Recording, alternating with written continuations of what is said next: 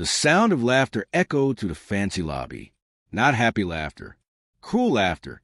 Amelia pointed at the delivery boy's feet and almost choked on her smoothie. "Look at his shoes," she shouted so everyone could hear. "They're literally broken. Are you delivering or begging?" People turned and stared. The boy froze.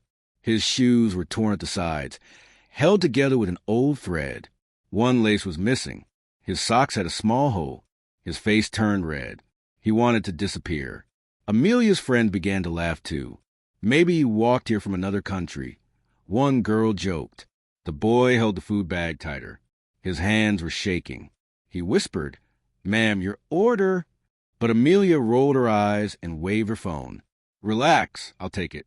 But seriously, buy new shoes. This is a 5-star building, not some slum delivery service." She snatched the bag from his hand and took a selfie with her friends, making sure the boy's broken shoes were in the frame. "Perfect," she smirked. "This will go viral. Caption: when your shoes are more broken than your dreams." The boy's eyes filled with tears. He turned away, trying to walk fast. His torn shoe scraped against the marble floor. If you were in his place, what would you do? Walk away? Shout back? Cry? He just whispered to himself, "Just one more day, Liam. Don't break today." And as he left the building, someone was watching him. The delivery boy's name was Liam. He was young, maybe 20, thin, tired eyes, but there was something gentle in his face. Outside the glass tower, he sat on the steps for a second. He did not cry loudly. He just stared at his shoes. The sole was almost coming off. The leather had peeled away. Rain had damaged the sides. Every step hurt. He pulled out a tiny tube of glue from his pocket. His hands shook a little as he tried to fix the sole. A security guard walked by. "Liam, still wearing these?" The guard, Mr. Ravi, asked softly. Liam forced a smile. "They still work, Uncle. A little glue, a little faith." Mr. Ravi sighed. "You work in the richest part of the city. These people spend more on their dogs' shoes than you do on your whole life." Liam just nodded, his eyes still on the broken leather. Inside the building, on the 18th floor, Amelia sat with her friends in the company lounge. Amelia was the boss's favorite intern. Fancy clothes, latest phone, perfect hair, and a heart that had grown hard. She showed the selfie to her friends. "Look at his shoes. I swear I felt poor just standing next to him," she joked. Her friend Grace laughed. "Post it. Your followers will eat this up." Amelia uploaded it to her social media with the caption, "Some people deliver food. Some people deliver depression with their shoes." Everyone at the table laughed. In another part of the city, many kilometers away, Liam's mother sat in a small room with peeling paint. She looked at a bill in her hands. Hospital. Due date. Amount. Way too much. Liam entered the small house, tired but smiling. "Ma, I did 6 extra deliveries today," he said. He placed some cash on the table. "Not enough yet, but we're closer." His mother's eyes became wet. "Liam, you need new shoes," she said. "Look at them. They're destroying your feet." He looked down and laughed softly. "Ma, I only need these shoes to last one more month. Once I pay the hospital for Ethan, I'll buy new ones." He walked into the tiny bedroom. On the bed, a little boy, about 8 years old, lay sleeping with an oxygen tube near him. His chest rose and fell slowly. Liam brushed the boy's hair back. "Hey, champ," he whispered.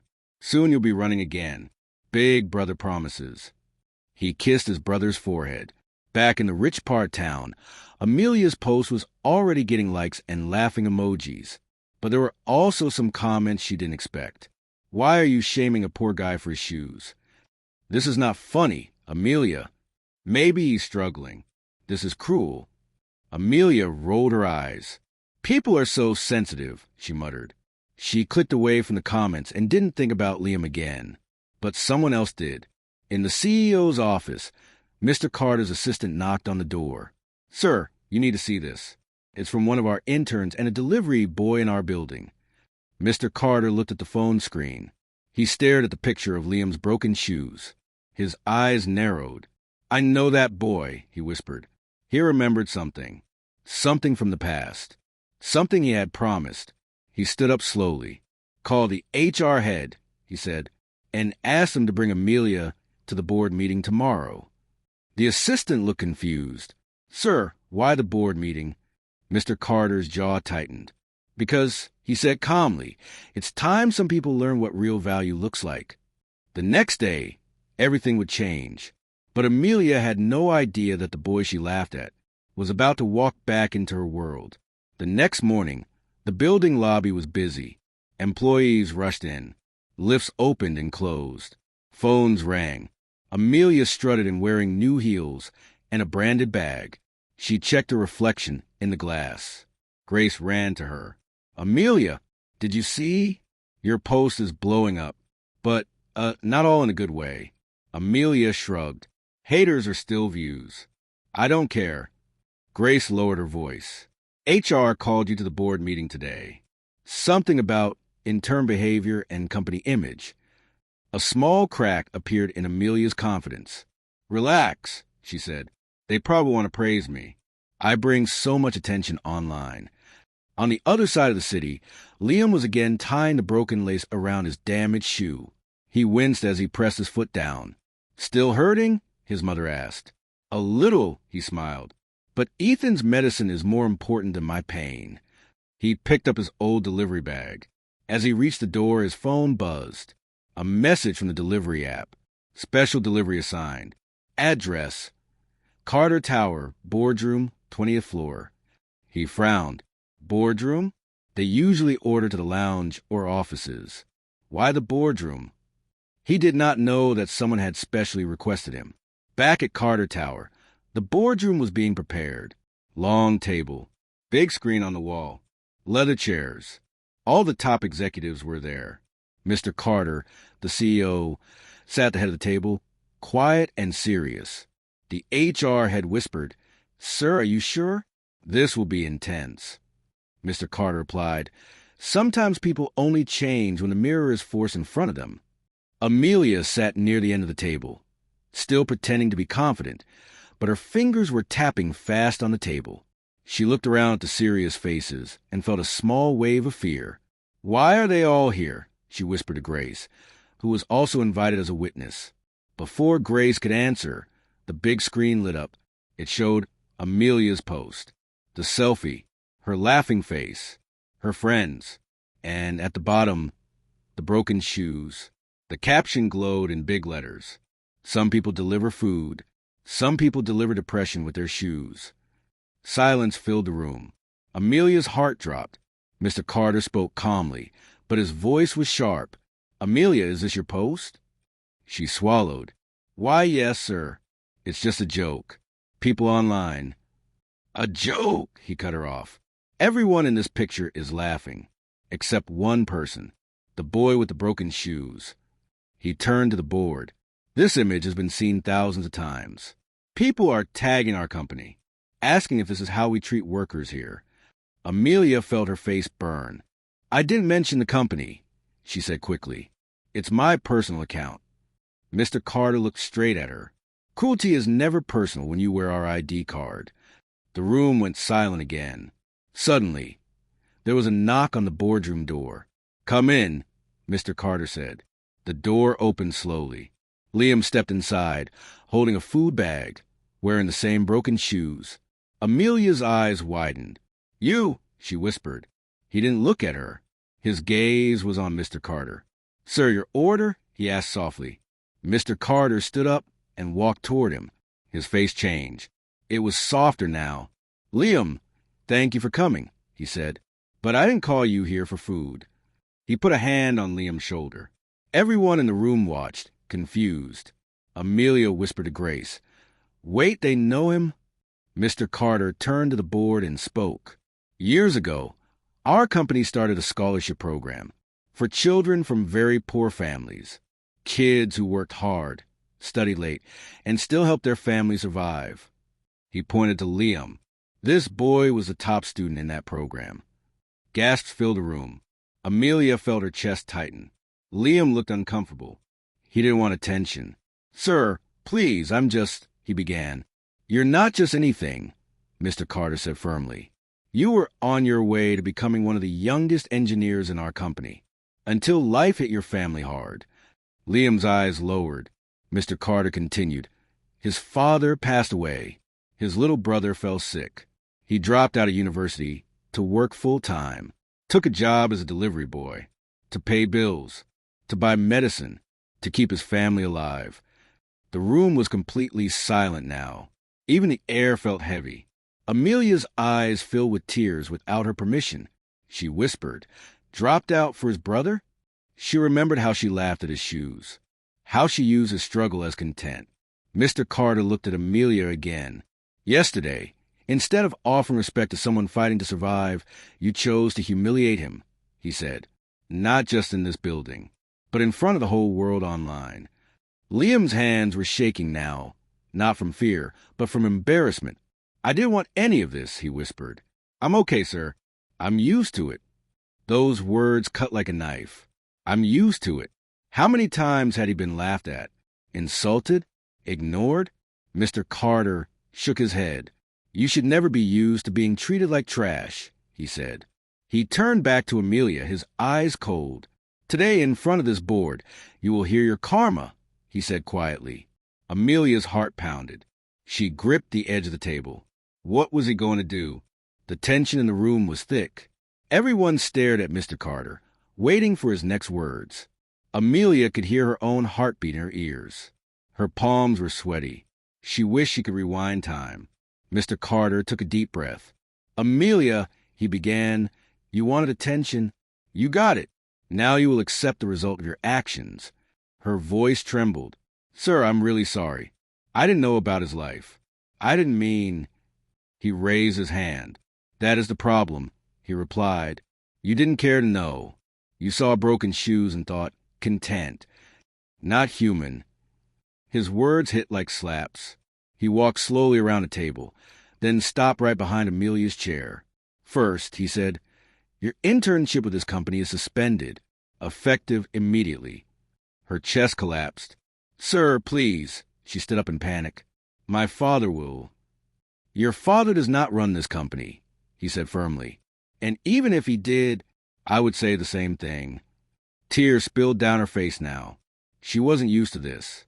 She was used to winning, being praised, getting away with everything. "Second," he continued, his voice calm but strong, "you'll take down that post and publicly apologize. Not just to everyone, but specifically to him." He pointed to Liam. Amelia turned toward Liam slowly. Her lips trembled. She tried to speak, but guilt choked her voice. "Third," Mr. Carter added, "if you ever wish to return here, you'll first spend 3 months working with our delivery team and charity partners. No designer heels. No special treatment. You will see how hard real work is." Amelia felt like the floor had vanished under her. Her friends looked away, uncomfortable. No one was laughing now. This was karma. Raw, sharp, public, and very real. She slowly walked toward Liam. Her legs felt weak. She looked down at his shoes. The same broken shoes she had turned into a joke. Her eyes filled with tears again, but this time from deep shame. "Liam," she whispered, "I'm so sorry." He looked at her, surprised. "I didn't know about your brother. I didn't know about your life. I just wanted to be funny. I thought," she swallowed, "I thought I was better than you." Her voice cracked on the last words. For the first time, she said the truth out loud. Liam stared at her for a long second. His face was tired, but his eyes were still kind. "It hurt," he said honestly. "A lot, not just because of me, but because my brother saw the post too. He asked why you hated me so much." Amelia covered her mouth with her hand. A sharp breath left her. Her shoulders shook. Tears rolled down her cheeks. "I'm sorry," she whispered again, her voice shaking. "I was cruel. I don't deserve your forgiveness. But I'm really, truly sorry." The whole boardroom was silent. Some people looked emotional. Some looked ashamed of themselves too, remembering times they had laughed at someone weaker. Mr. Carter watched carefully. Liam took a deep breath. "I can't forget it," he said softly. "But I don't want to carry hate in my heart." I already carry enough weight. He gave a small, tired smile. I forgive you, he said quietly. But please, don't do this to anyone else. Not to someone with broken shoes. Not to anyone. Amelia broke down completely. She nodded again and again. I won't, she said. I promise. I won't. Mr. Carter stepped forward and put his hand on Liam's shoulder again. Now, he said, it's time for your truth to be fully exposed, Liam. Liam blinked. Sir, Mr. Carter turned to the board. This young man may have left university, but we did not leave him, he explained. We kept his scholarship open. We paid part of his brother's medical bills quietly, and we watched him. He looked at Liam with pride. Even after losing his father, leaving his studies and working nights as a delivery boy, he still ranked first in every online exam we gave him. He still designs and sends us ideas for our systems. He still helps other students from his old neighborhood prepare for interviews. The board members nodded. Some clapped softly. Mr. Carter smiled. So today in this room, he continued, I want to offer him what he has already earned. He looked directly into Liam's eyes. Liam, would you accept a full-time position in our company's tech department with a proper salary, benefits of your family, and support to finish your degree? Liam's mouth fell open. He stared, stunned, his eyes filled with tears that he could not hold back. And me? He stammered. A real job? Here? Sir, I'm just a delivery boy now. Mr. Carter shook his head. No, he said gently. You are an engineer in the making, a fighter, a big brother, and someone who deserves respect. Liam covered his face for a second, trying to control his sobs. His shoulders trembled. Then he slowly dropped his hands and nodded. Yes, he whispered. Yes, sir. I accept. Thank you. Thank you so much. The room filled with real applause this time. Not for power, not for money, for courage, for hard work, for quiet sacrifice. Amelia watched, still crying, but now with a different feeling in her chest. Something heavy, something new, guilt, respect, and the wish to change. After the meeting, as everyone left, Amelia walked up to Liam again in the hallway. Liam, she said softly, her voice still swollen from crying. I'm going to properly apologize online too, not just delete the post. I want people to know what I did was wrong, and who you really are. He nodded. Thank you, he said. She looked at his shoes one more time. Can I buy you new shoes? She asked carefully.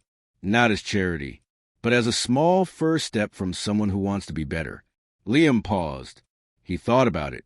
Then he smiled a little. Only, he said, if you let me pay for your brother's first trophy after he runs again one day. Amelia blinked, confused. My brother? Liam laughed softly. He said, for the first good thing you do from now on. A project, a donation, anything. Deal. She smiled back, a real smile this time. Deal, she said. Months later, the building lobby looked the same, but some hearts inside were different. Liam walked in wearing clean, new shoes and an ID card around his neck. Engineer trainee. He pressed the lift button and saw a familiar face. Amelia, holding documents, looking more humble, less makeup, quieter. Hey, she said with a small smile. First day on the 10th floor? Yeah, he replied. You? First day working with the charity team, she answered. We're planning outreach for workers like you used to be. They both shared a look. Past pain, new respect. As the lift doors closed, the camera could almost hear a quiet message. Sometimes the shoes that look broken carry the strongest hearts. Never judge someone by their worn clothes, broken shoes, or low job. You don't know the battles they are fighting in silence. Today, you might laugh at their struggle. Tomorrow, you might stand in front of them, begging for respect, forgiveness, or a second chance. Treat every person with dignity, because karma remembers every step you take, especially when you think no one is watching, thinking,